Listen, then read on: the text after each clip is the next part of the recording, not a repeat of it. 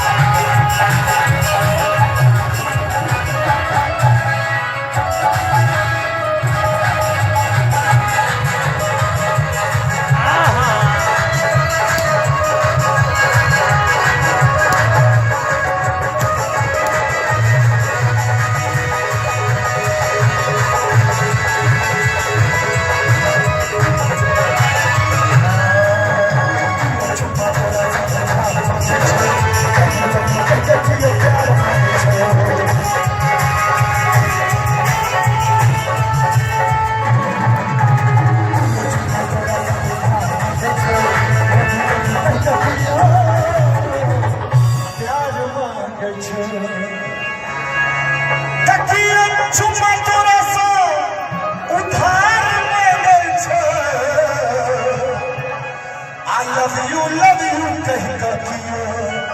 प्यार मांगे छा ककरा दिल तू अपन देवे गोरिया अब हर दर्शन का पूरा संसार मांगे छा जते एनर्जी के केंद्र छे बिजली विकास बोर्ड एक इम्हार आई था दोनों क्या परीक्षा यहाँ सब में कते वोल्टेज तो हर दर्शन का पूरा संसार रेडी है आप लोग रेडी कुछ तो